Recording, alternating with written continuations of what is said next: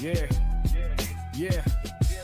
Unashamed, unafraid. I'm trying to walk the walk. Truth on the mic, no shame here, just real talk.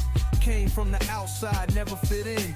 Now we tell the story and the healing begins. No front, no mask, just telling the truth. Keep it real, keep it raw, speaking straight from the booth. If you feeling like an outsider, this one's for you.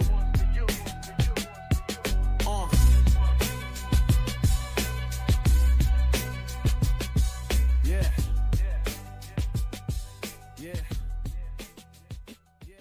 Welcome to another episode of Unashamed, Unafraid. Unashamed of sexual addiction recovery and unafraid of coming unto Christ for healing. James, do we do anything besides a podcast? I've been working really hard on stuff that's besides a podcast. Have you? Yeah. Like a book, like a guidebook. It's taking a lot of time. I think we're at, 4 chapters in now with the editor? We're just plugging along, man. Yeah. Just plugging along. Yeah. So maybe by the time this actually gets released, we're going to be pretty close to done. But I hope so.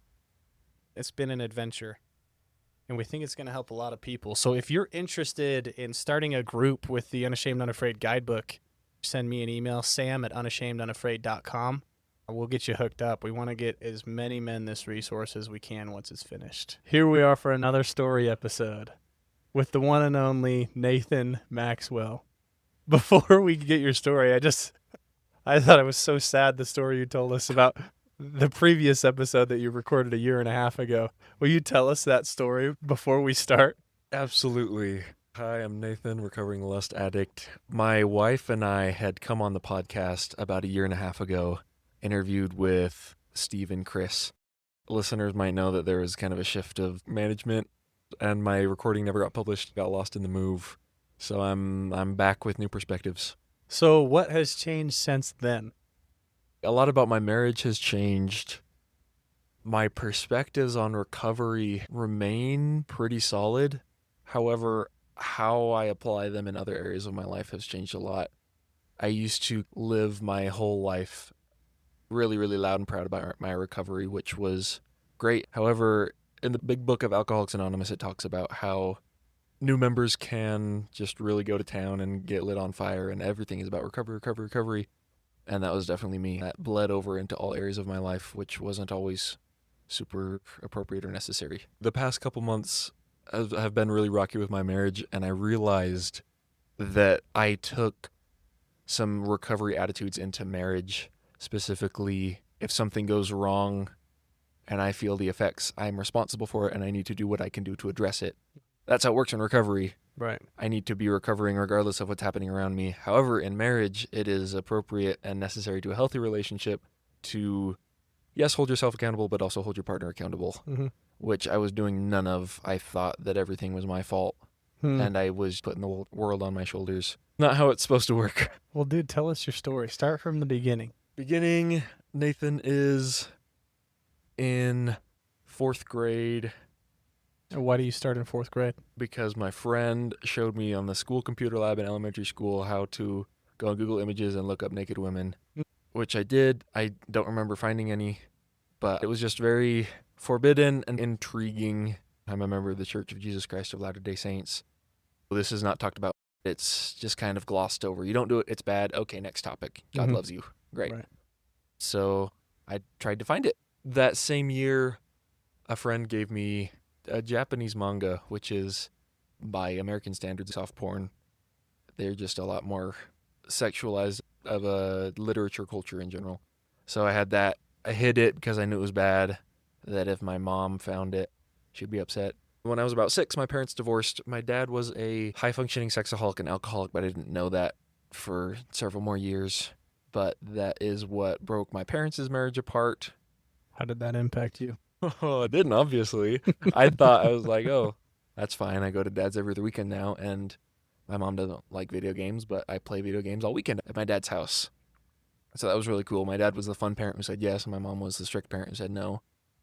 I didn't know that I was doing little to no connecting with either parent, because I was just either playing video games or resenting my mom's rules. Parents got divorced, was introduced to the concept of pornography in 4th grade. A couple years after my parents were divorced, one of my dad's first children, my half-brother, took his own life. He was 16. I was 11. And again, I didn't know what to do with that. So I packed that away. I really specifically remember meeting in a room close to the bathroom that I had stashed my soft porn book in, and my mom and dad were in the same room together, which was strange because they were divorced, telling me about how my brother had died, bawling, and all I can think about is, I sure hope she doesn't find my porn, which was really traumatizing, obviously. How do you make sense of that? I think that there was a lot going on that the only way I could cope with that or deal with it was with pornography. My core issue was I didn't feel like a good person. I didn't feel like I was good enough to live. I didn't feel like I was loved. Parents divorced played into that. Distant father played into that. Mother who was unmedicated for a while, diagnosed later with a few diagnoses, but she was just doing the best she could, and it was rough. I turned to pornography because it's really easy to find somebody on a screen to say you're good enough and you're worthy, because sex is sold in America. Sex is the highest form of love.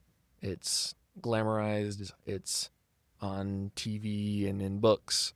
And so if I can get that, then obviously that means I'm a good enough person and I'm worthwhile. And of course, fourth grade Nathan doesn't know any of this. He just knows Sure. it feels good to look at this and it feels bad when I get caught. Wow. But you had this really significant moment where mom and dad are telling me that my brother just passed away, and the only thing I can think of is, I sure hope Yeah. that they're not going to find that magazine. Right. Right? There's a numbness. Oh, and- yeah. and preoccupied with the shame that keeps you from grieving. So I'm curious how that impacted you over the next several years of your life, because that's huge. Yes, definitely. Addiction aside, it was about 10 years later. I was 20. I had gone to the missionary training center for my church. I wanted to serve a full-time mission. Got sent home because I was sexually active and lied about it. But one of the reason that I advertised that I got sent home is because I had a big fat mental breakdown in the missionary training center about my brother passing away. And I'm like, what the heck is going on? This was 10 years ago. I thought I dealt with this. The next few months, my body just would not function. I commuted by bike everywhere. I would just have to pull over and sit on the side of the bike path and sob because I had not dealt with the death of my brother. I had numbed it and pushed it away. So it popped out sideways like a beach ball, submerged under waves 10 years later. Trauma does that. Yeah. When it's suppressed.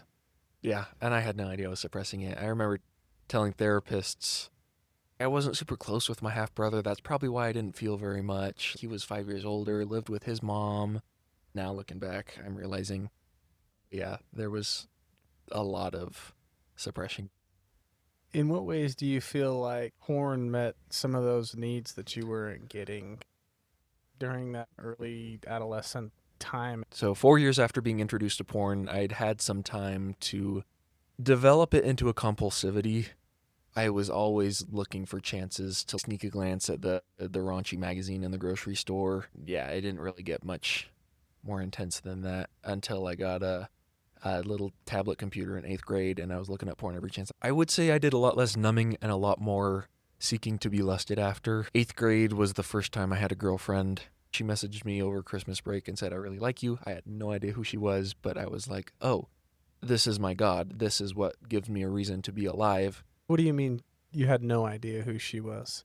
I had never seen her at my middle school. She texted me. She was like, oh, yeah, we're in the same, I've seen you in the lunchroom. I'm like, oh, I like you too.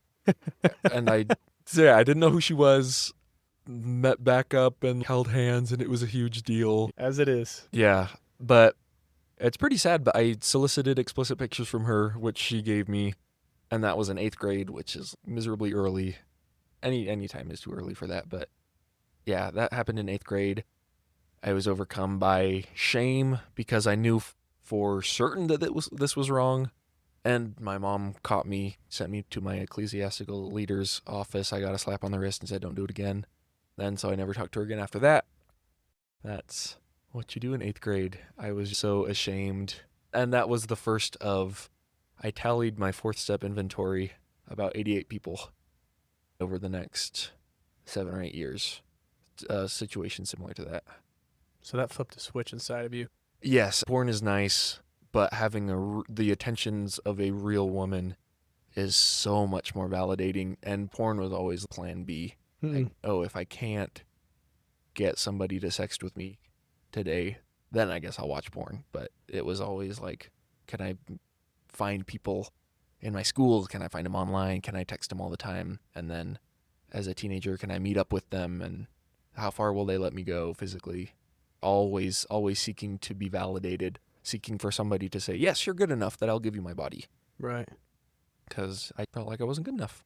The sex addiction cycled into that. There was just huge scrupulosity and religious undertones of, this makes you a bad person, this means you're evil. Pornography is the worst thing out there, just don't ever do it. And so, oh, clearly I'm a horrible person. And then I'd need to find somebody to go medicate with. Yeah. So, vicious cycle. People can be afraid to talk about that piece of it because I think they don't want to bag on religion, but I actually think I would love to dig into that and just hear your honest perspective on what you experienced and how damaging it was for you. Yes, I experienced no sex education from public school or from my religious, it was all from pornography. This is what you do, this is how you do it, this is what makes it a good thing. And that's like lifeless dolls smacking skin against each other, which is not healthy. So, yeah, what my religious culture taught me, I want to be very clear, this is not doctrinally accurate, but the culture that I grew up in was, you don't talk about sex, you don't have sex, you don't watch pornography, your parents don't tell you about sex, and then you go get married, and it's a commandment now. Go, go, go, multiply and replenish the earth. You got to start having kids and raising righteous babies. And it was nothing and then everything, which is bewildering to kids who are getting married at 20 to 25. How did you navigate the shame of being in those two polarized positions? Somebody had to be wrong. It was either the church was wrong or I was wrong and what I was doing was wrong. I ended up believing that I was wrong and what I was doing was wrong. I knew it was wrong, but it felt so good. I couldn't stop doing it because I was definitely a full-blown addict at that time, though I didn't know. Church was right doctrinally that, yes, this is horrifically damaging. So I just figured I'm more of a bad person because I'm still engaging this and I'm still pushing it to worse and worse levels, air quotes. What's your relationship with God during this period? He's disgusted at me. He hates my guts. He just wishes I would stop, wonders why I can't stop. Doesn't really want to have anything to do with me. Not interested in answering my prayers. And definitely does not love me. How long did you sit in the pain of that kind of a relationship? With God? Yeah. Oh, for a significant amount of time. I found out about recovery when I was 21. I had experienced some suicidal ideation when I was a teenager. Sex and lust, it got really bad, and then I coped with it really well, more air quotes, with lust, because I was getting attention. When I was about 21, it was just so miserable, and I was like, I'm so ready to die. I cannot keep living like this. I'm miserable. And yeah, I was just sitting in my own filth, and it sucked. And you found some recovery? Yes, recovery found me. God found me. Yeah, pretty much. So yeah, I'm acting out, getting in more and more trouble, spiritually, emotionally, legally. I was born in Salem, Oregon, was living 50 miles north in Portland, Oregon with my father, more as a roommate situation, and that was to enable my drug. My friend passed away, and I moved back to Salem, Oregon to be with people who knew him, because I was 50 miles away from any kind of support. So moved back to Salem, went to a new church ward. So you knew, if I can distance myself somewhat from my support or from people who might encourage me to be healthy, then I can act out as much sexually as I want. Yes, exactly. Okay. Another big part of it was I came home from my mission after 2 weeks in the MTC. Yeah. And I was like, I cannot be seen by the people in my church. I was like, oh, moving to my dad's house. And it was 2 days after I came home, I had packed up and was gone. Wow. And I was like, I just have to be out before Sunday because I'm not going to church and having people look at me and make me feel like I'm not good enough. So, yeah. So you were projecting on everybody in your ward, assuming they would judge you. Everybody around me. I was like, surely everybody can see in my eyes. They must hate me that I'm a dirty I person. hate me. Yeah. Yes. Surely they're judging me because I'm judging me. Yes, that's a good point. I've never thought about that. I was definitely projecting onto everybody, and I was so angry and defensive and miserable all the time against my mom, against my friends who were religious.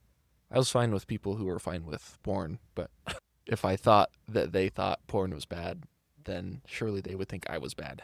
So tell us about the day you found recovery. Yeah, I did the geographical fix, moved back into my mom's house, which, to be fair, was a much more recovery-conducive environment. My mother was a lot more spiritual than my father, who was still an addict. The city was less Portlandy. I don't know if you guys know about Portland, Oregon, but there's a lot of Babylonisms going around. And you were the king. of that one little corner. So, yeah, I went to church and this guy was there. I can't even remember how it came up, but he was like, "Oh, so do you watch porn?" I was like, "Are you going to crucify me? Nobody can know about my dirty secret." He was like, "Oh, yeah, no, me too. But here's this podcast called Unashamed, Unafraid." And so started listening to the podcast. Who is this guy?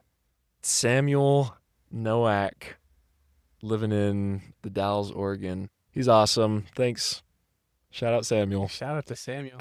We're going to verify. I'm going to contact him and make sure he's okay. Okay. Having his name on the podcast, but that's so cool. Okay. So a guy just comes up to you one day in church and says, "Hey, have you ever struggled with pornography?" And God made me courageous enough to say, "Yes, I have." And he just went to town with it. He was like, "There's this meeting in church that works this thing called the 12-step program. You should come to that. Also, here's this podcast. There's this guy named Chris who has this awesome story with his wife."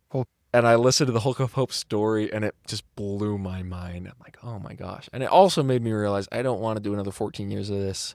He was doing in his life and his marriage. So Unashamed, unafraid. Unashamed, Unafraid. I went to boot camp with that friend. I also went with my father because I was pretty codependent and I wanted to fix him. So the first time I went to boot camp, I didn't get anything out of it. I was like, oh, surely my dad should be writing this down. My dad is probably getting a lot out of this session. And I was just trying to fix my dad. But the second time I went was a lot more beneficial because I went for me and I didn't go with anybody else. The first one wasn't really the one.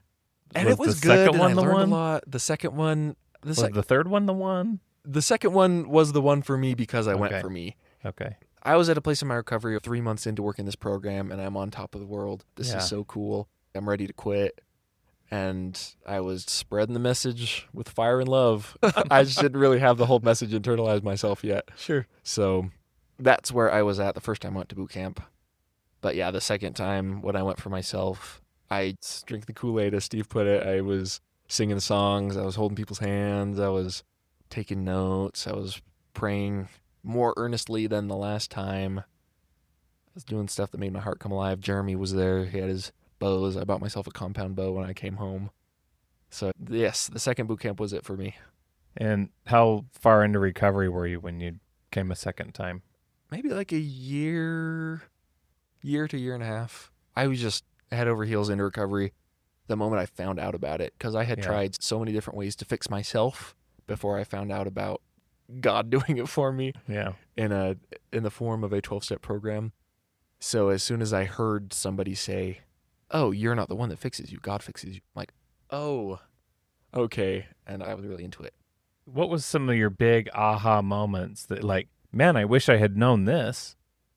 It's a hard thing because I had heard all those things before. Okay. As a child in my church, you grow up singing songs like, "I am a child of God." I heard that every week. God loves me, God loves me, God loves Yeah. me. And yet here I am thinking God hates my guts for what I'm doing. Right. And it wasn't until I had experiences that changed my beliefs, me offering my broken self to God and him saying, "Yeah, you've done some stuff that sucks and I love you so much anyway."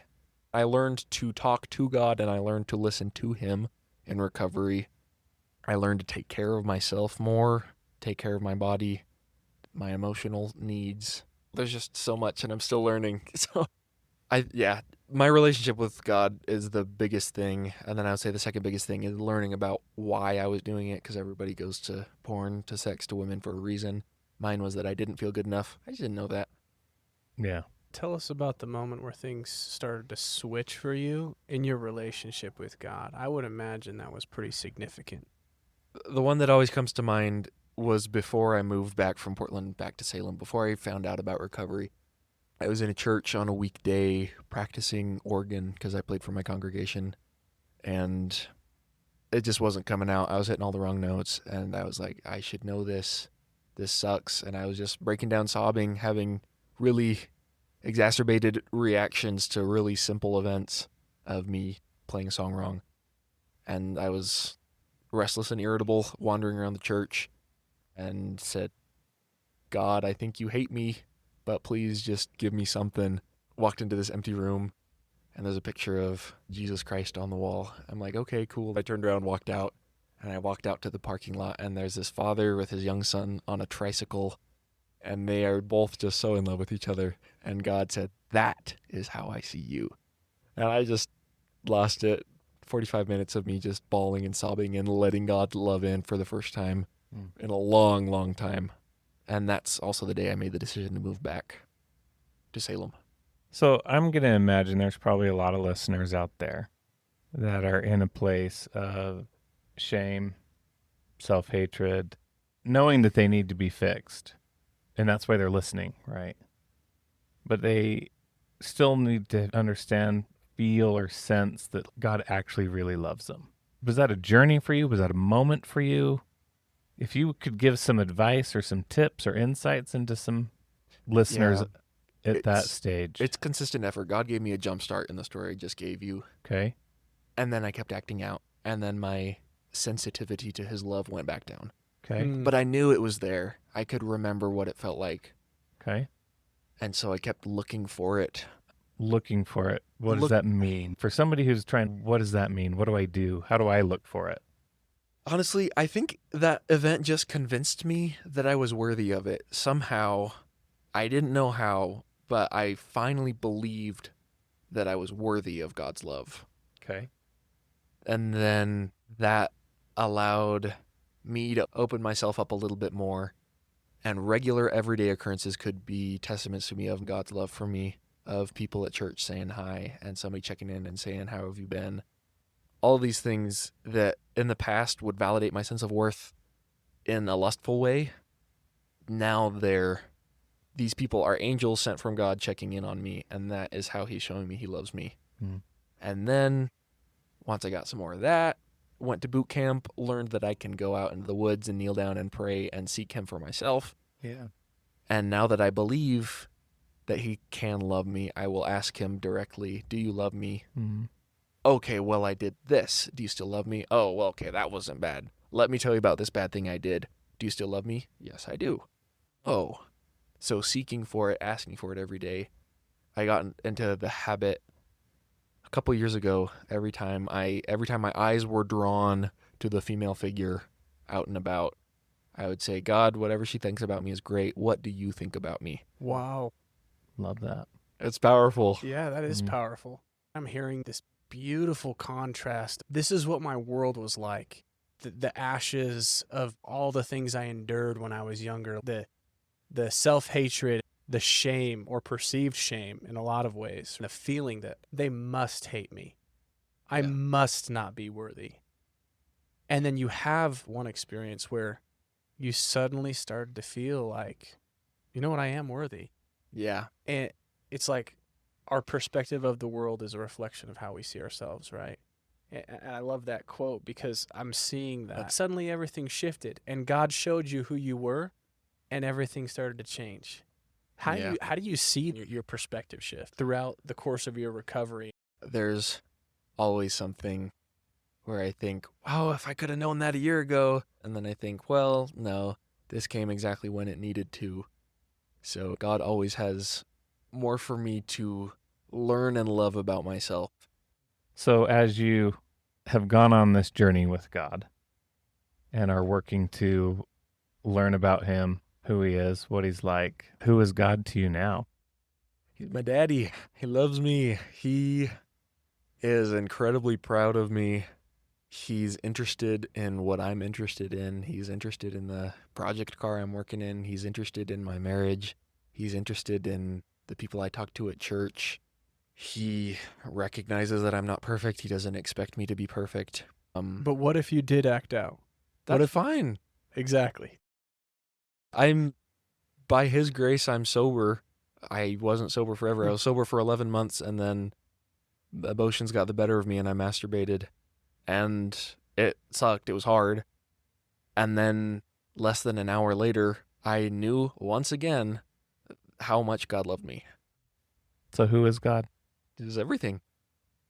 I guess I'll just leave it. He's my dad. It's really beautiful that of all the ways that God could have us speak of him, he chooses the word Father. Yeah. What does it feel like to be fathered by God in a process where you're failing and relapsing or having setbacks? I love the phrase fathered by God. It feels so warm. It feels like I'm looking at the kid next door's dad, who I think is the perfect dad. Like, oh man, my dad doesn't do that to me. But this dad does, and I really don't mean to bash on my father or my stepdad, because my higher power fathered me through both of them, and I've learned a lot about being a man from both of them in different ways. But being fathered by God feels like being loved by 40 different men in my life. You started to experience worthiness and love and being fathered by God. Since you learned those truths and started to have some shift in your behavior and your thinking, what has that led to, and what do things look like for you right now in your life? It's led to a lot of Step 12 work, which is carry the message of recovery to other people. I've sponsored some men. There are so many men out there. I need to get to them because Samuel got to me. And if there's just one person out there I can say, oh, hey, yeah, I watch pornography and masturbate, and to blow his mind and say, you can talk about that? That's what I want to be doing. So that's where I'm at with my recovery. I feel like, and there's always more to learn. I'm in a really difficult spot with recontextualizing my role in my marriage and the role of recovery in marriage. Where I'm at the moment is just getting it out to other people, because it's such a taboo topic. Like, people can say like, oh yeah, I drink too much at the bar on weekends, and I'm kind of ashamed of that, but it's a lot rarer, I feel like, to hear people say like, yeah, I watch porn after my wife goes to bed. If you were to talk about later stages of recovery, then what have been maybe one or two key pieces that you've been picking up lately that have just been really important or impactful for you? Because you have some sobriety behind you now. Yes. Expecting other people to be accountable for themselves. I spent a lot of time, the first few people I sponsored, God bless them, I was like, oh, I will recover for you. Your recovery will be a measure of my faith. So that was unfulfilling for both parties. So just learning that this is my God and he's also your God, and he will work with you all on your own time and in his own terms, and I don't have to do that for anybody. I can be his mouthpiece for those who are willing to listen, but it's also not a measure of my worth. That's a good insight to have. How long have you been sober? November 2nd, 2024, so about a year and 2 months. I love what you just said about the measure of your worth. The way you got sober was that you stopped equating the measure of your worth to sobriety.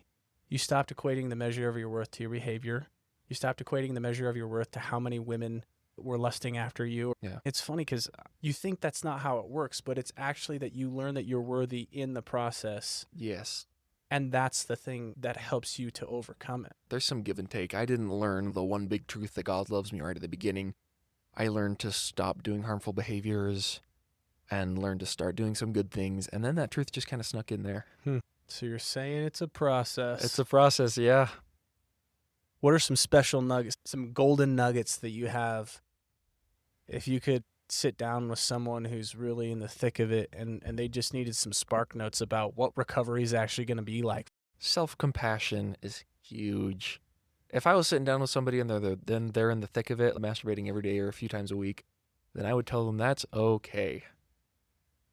And you can get better, and that's okay. Self-hatred and low self-esteem take a lot of work to turn around, but they can definitely be turned around.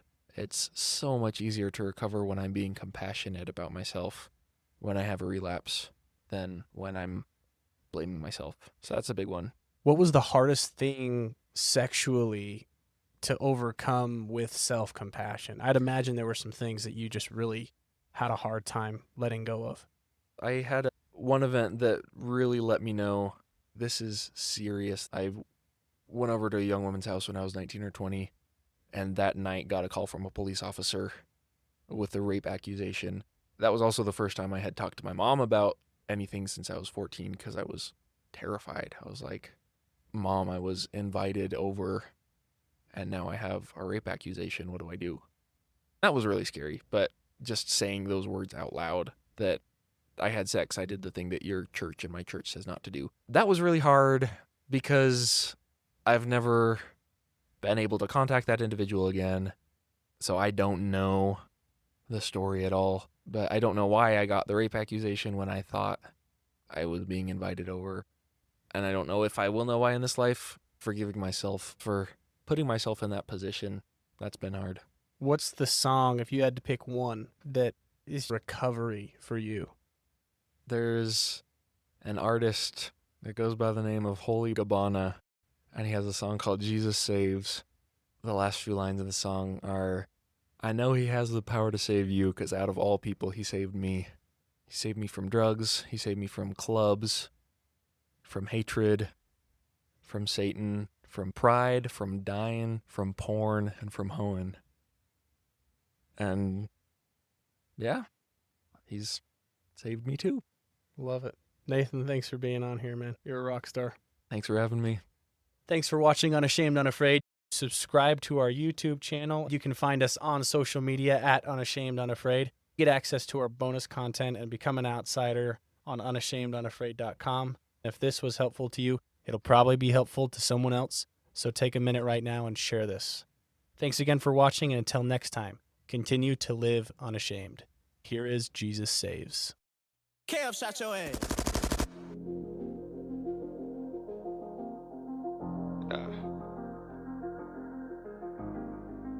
Turn me up in the headphones. Young K on the track. I'm trying to reach for the stars. I know I'm a star. You could be whoever you wanna be. Just go at your heart. I was close to quitting on myself, but God gave me a spark. His Holy Spirit got me glowing for real. I'm a light in the dark. Yes, Lord. This ain't for the church, this for the streets, this for the humble, this for the meek, this for the single mothers with no peace, this for the young brothers pushing peace. It's a way out, you just gotta have faith. God would never put too much on your plate. Man, I read my Bible, but I pray every day. So I know that I'm covered by grace. They can't block my blessings. Back then I was on the corner begging. God took me in when I was sloppy seconds. God is real and it ain't no second guessing. Trust me, I was headed for the grave. I blinded by the fame, I was a slave. You don't put the faith in Jesus, boy, you're brave. Man, I'm trying to let the world know Jesus saves, cause he saved me from drugs. What else? From clubs. What else? From pride. What else? From dying. What else? From Satan. What else? From hatred. What else? From porn. What else? From horn. Real. He ain't nothing like Cain, but he able. Ain't nothing but his grace that I'm stable. You can't tell me about nothing, I know I'm favored. I ain't used to all this love, I'm used to haters. Cause Satan got the world backwards. Got the world full of demon bastards. Got us lost, got us all in shackles. He a snake, he a pterodactyl. Can't believe he tried to play me, dog. I wasn't nothing but a baby, dog. See, I know about you now, you that stank little girl biting heads off of baby dolls. Little girl. Lucifer, you a big hater. I wanna be you a pump faker. You a punk. Stage dancer, you a rump shaker. Headshots, I'm throwing haymakers. Blade bladers, I'm trying to tell him Jesus saves. He the one help me change my ways. It's gonna get hard, but keep your faith. No and when you cap. talk to God, just keep it straight. Gabbana out here giving game for free. Gabbana out here praising G.O.D. I know he got the power to save you. Cause out of all people, he saved me. Gabbana. From drugs. What else? From clubs. What else? From pride. What else? From dying. What else? From Satan. What else? From hatred. What else? From porn. What else? From horn. Real. I serve a big God. I know he got the power to save you. Cause out of all people, he saved me. For real. Gabbana.